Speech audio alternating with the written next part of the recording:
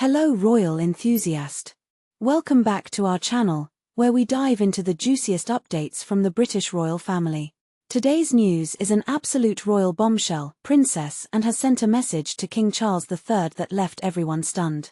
What could this message possibly be, and how has it shaken the palace to its very core?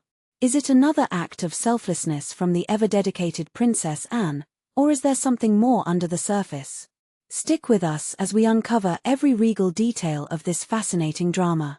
But before we dive into the royal gossip, don't forget to hit that subscribe button and ring the notification bell, because you won't want to miss a single twist in this ongoing saga that continues to unfold at Buckingham Palace.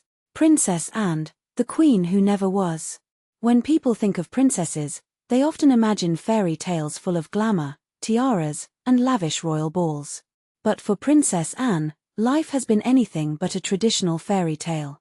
Born on August 15, 1950, and was the second child of Queen Elizabeth II and Prince Philip, Duke of Edinburgh. Despite growing up in one of the most famous families in the world, Anne's life was shaped by an overwhelming sense of duty, expectations, and, surprisingly, distance from her parents. As a young girl, Anne didn't have the typical parent-child bond that many would expect. Queen Elizabeth, as the reigning monarch, had national duties that always took precedence. Anne and her older brother, Charles, were mostly raised by nannies. In fact, when Anne was only 18 months old, her mother ascended to the throne, changing the dynamics of the family forever. Despite this, Anne has always fiercely defended her mother, insisting that the Queen was both loving and nurturing, even if duty called her away from personal moments. Anne attended Benenden School, a prestigious boarding school in the Kent countryside, where her strong-willed and independent nature began to show. By 1968, she had completed her education, earning high marks that made her stand out even among her royal peers. But academia wasn't the only realm where Anne thrived. There was another passion stirring inside her, one that would define much of her personal and professional life. Horses over crowns, Anne's love of equestrian sports. For Princess Anne, her love of horses has been lifelong. This passion wasn't just a hobby, it became her way of life. From an early age, Anne showed a deep connection to horses, and this blossomed into a competitive spirit that took her far beyond the usual royal pastime. Her accomplishments in equestrian sports are legendary, making her one of the few royals to compete on an international level. In 1971, Anne made headlines when she won the individual title at the European Eventing Championships. This victory made her the first British royal to win a European title in any sport, a massive achievement that cemented her place in sporting history. It was the start of a career that would eventually see her represent Great Britain at the 1976 Montreal Olympics. Competing at this level is no small feat, and it highlights Anne's dedication to her passions outside of the pomp and circumstance of royal life. But Anne wasn't content with just riding horses. She became deeply involved in the equestrian community, serving as president of the Fédération Équestre Internationale, FEI, from 1986 to 1994, where she helped shape the future of the sport she loved so much. Even today, Anne remains an active figure in equestrian circles, regularly attending events and promoting the sport globally. Royal duties never took a backseat. Although her equestrian career was impressive, Princess Anne's royal duties never faltered. Starting at the age of 18, she took on her responsibilities with the seriousness that has come to define her life. She has participated in countless events, such as Trooping the Colour and Remembrance Day ceremonies, and has carried out thousands of engagements on behalf of the royal family. In fact, Anne is often referred to as the hardest-working royal, consistently completing more royal engagements each year than her siblings. Imagine juggling a full-time royal career, excelling in a competitive sport, and managing charitable work, all while remaining largely out of the tabloid spotlight. It's no wonder that Anne is seen as one of the most dedicated members of the royal family. Her commitment to duty is unwavering, and her no-nonsense approach to royal life has won her the admiration of the British public, as well as people worldwide. Anne and Charles, sibling bond or rivalry? Now, let's talk about Anne's relationship with her older brother, King Charles III. The pair have shared a unique bond from childhood, partly forged by their shared experience of growing up in the public eye with their parents often occupied by royal duties. Their sibling rivalry, affection, and mutual respect have shaped much of their adult lives, and while the world often focused on Charles's eventual ascension to the throne, Anne has quietly carved her own legacy. Despite the close relationship between Anne and Charles, there have been rumors of tension at times. One can only imagine the pressures that come with being part of a family so deeply entrenched in public life.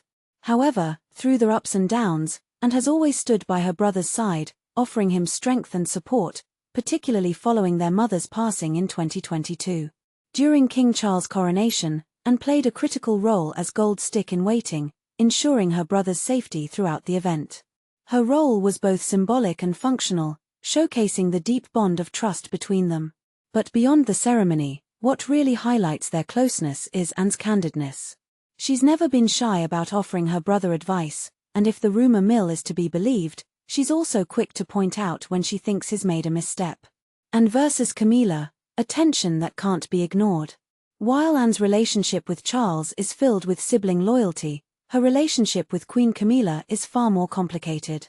Anne, known for her no-nonsense approach, has always found Camila's more laid-back style of royal duties to be at odds with her own. There are whispers within palace walls that Anne has never fully warmed to Camila's place within the royal family, especially considering the controversy surrounding her relationship with Charles. Camila's rise from the other woman to queen consort has been fraught with public and private challenges, and while many in the British public have come to accept her, Anne is reportedly not among them. In fact, insiders say that when Charles was diagnosed with cancer in 2024, Anne took on more royal duties without complaint, while Camila was reportedly more focused on maintaining her own public image.